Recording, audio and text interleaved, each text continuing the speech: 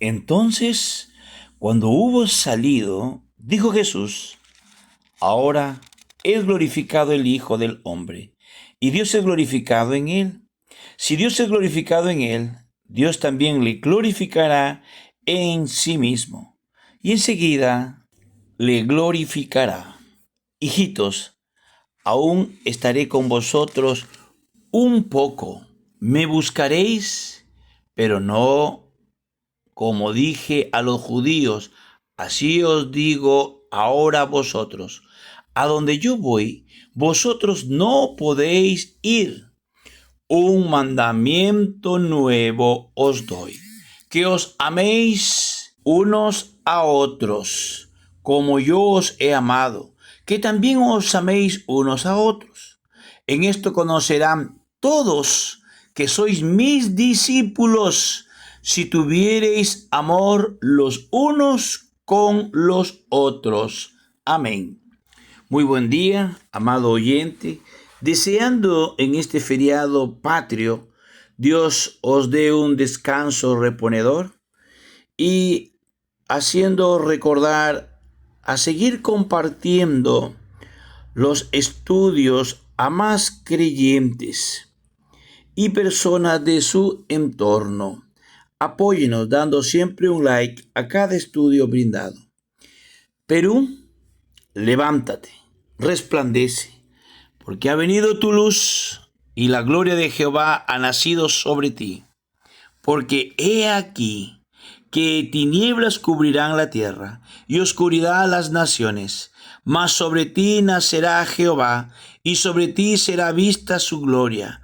Y andarán las naciones a tu luz y los reyes al resplandor de tu nacimiento.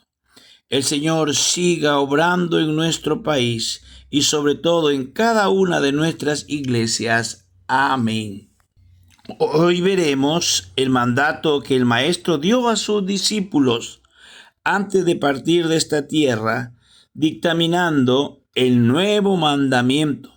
Acompáñenos en el libro de Juan, capítulo 13, versículo del 31 al 35.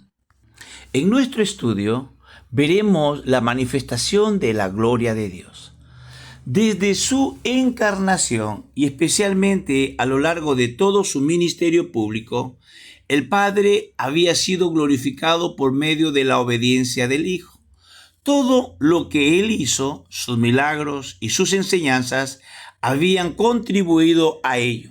Pero ahora eso llegaría a su clímax cuando entregara su vida en la cruz. No obstante, la cruz no solo traería gloria al Padre, también lo haría sobre el Hijo. Notemos bien cada cosa que Él dice. Ahora es glorificado el Hijo del Hombre. Asociar la cruz con la glorificación del Hijo puede parecer un pensamiento extraño en un principio, pero es lo que el Señor anuncia con toda claridad en estos versículos. Y nosotros debemos hacer el esfuerzo de entender cuáles eran sus razones para hacer tal afirmación. No cabe duda de que la intención de Satanás al procurar llevar a Jesús a la cruz era la de vencerle públicamente. Él conocía bien el pasaje que decía que maldito todo el que es colgado en un madero. Y por esa razón buscó por todos los medios que Jesús no fuera ejecutado por los judíos que lo habrían lapidado, sino que quería que fuera ajusticiado por los romanos, quienes lo colgarían en una cruz, trayendo sobre él la maldición de Dios. Desde este punto de vista diabólico, Jesús quedaría expuesto a la más alta vergüenza posible, la maldición pública de Dios, al mismo tiempo que todas sus pretensiones de ser el Hijo de Dios quedarían anuladas definitivamente. Y por supuesto, sería descalificado como el Salvador del mundo. Todo esto es lo que por mucho tiempo pensó Saulo de Tarso cuando perseguía a la naciente iglesia de Cristo. Para él, alguien que había quedado bajo la maldición de Dios no podía ser su hijo, sino un blasfemo con el que había que terminar a toda costa. Como vemos, Satanás tuvo cierto éxito momentáneo con su estrategia. Y seguramente por eso el Señor se refirió a esa noche, cuando Judas apareció al frente de una turba con el fin de prenderle en el huerto de Getsemaní, como vuestra hora y potestad de las tinieblas. En vista de todo esto, puede sorprendernos que Jesús diga aquí que el resultado de todos estos planes diabólicos iban a tener como resultado que tanto el Hijo como el Padre fueran glorificados. ¿Cuál es la lógica de este argumento? Bueno, lo primero que hay que decir es que Satanás estaba totalmente equivocado. En realidad, el Hijo de Dios se había encarnado y había entrado en este mundo con el propósito explícito de morir en una cruz. Y lo que Satanás hizo en su maldad fue cumplir los planes de Dios.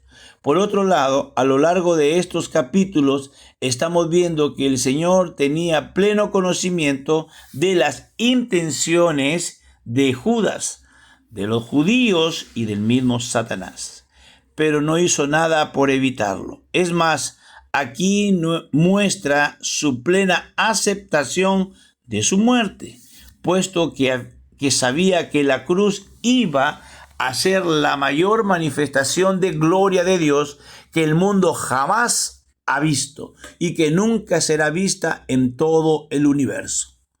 Por lo tanto, cuando Judas salió del aposento alto para entregar a Jesús a las autoridades judías, el Señor, antes de la inminencia de la cruz, dijo: ahora es glorificado el Hijo del Hombre, y Dios es glorificado en él.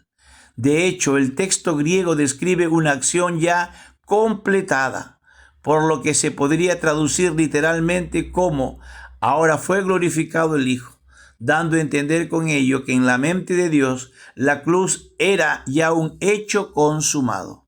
Ahora bien, ¿cómo puede la cruz de Cristo manifestar de ese modo la gloria de Dios? Antes de responder a esta pregunta, debemos hacer 3 aclaraciones previas. La primera de ellas es que en aquel texto, cuando el Señor se refirió a su muerte o a su partida de este mundo, no estaba pensando únicamente en su próxima crucifixión, sino también en su resurrección, ascensión, glorificación y su segunda venida en gloria a este mundo. Esto es a lo que nosotros también nos referimos cuando hablamos de la obra de la cruz. En segundo lugar, es importante que aclaremos también qué quería decir el Señor con los términos gloria o glorificación.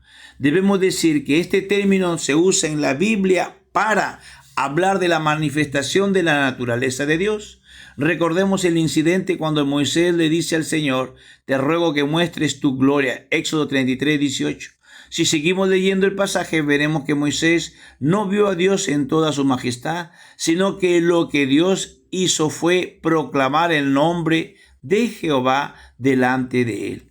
Es decir, expuso delante de él cuáles eran sus atributos. Jehová, Jehová, fuerte, misericordioso y piadoso, tardo para la ira y grande en misericordia y verdad, que guarda misericordia a millares, que perdona la iniquidad, la rebelión y el pecado, y que de ningún modo tendrá por inocente al malvado, que visita la iniquidad de los padres sobre los hijos y sobre los hijos de los hijos hasta la 3ª y 4ª generación. Y en tercer lugar, notamos también que la cruz revela tanto la gloria del Padre como la del Hijo. Por un lado, el Hijo glorifica al Padre con su obediencia y sacrificio, pero por otro, el Padre responde glorificando a su Hijo por medio de su resurrección y ascensión. Esto no podía ser de otra manera, puesto que tal como hemos venido considerando a lo largo de todo este Evangelio, el Padre y el Hijo son uno. Inmediatamente después del anuncio del Señor sobre su inminente partida, dio a sus discípulos un mandamiento que habría de servirles para fortalecer las relaciones entre ellos: que os améis unos a otros. En cierto sentido, la ausencia física del Señor habría de ser compensada con el amor mutuo entre sus discípulos. El Señor sabía que el mundo iba a ser un lugar hostil para los creyentes y sería en el amor entre ellos donde podrían encontrar refugio, un espacio de afecto donde ser restaurados de las heridas del mundo. Lamentablemente, debemos admitir que en muchas ocasiones la iglesia de Cristo no ha sido ese oasis de paz en medio del mundo que el Señor deseaba. El mismo evangelista había visto iglesias amargamente divididas por las disputas, tal como se evidencia a lo largo de su primera epístola, en donde una y otra vez les recuerda este mandamiento del Señor a fin de prevenir las divisiones entre hermanos. En primer lugar, debemos fijarnos que el Señor no duda en dar mandamientos del mismo modo que lo hacía el Padre. Por lo tanto, debemos darnos cuenta de que Él no nos estaba dando un consejo o una buena recomendación, sino un mandamiento divino en la cual debemos cumplir.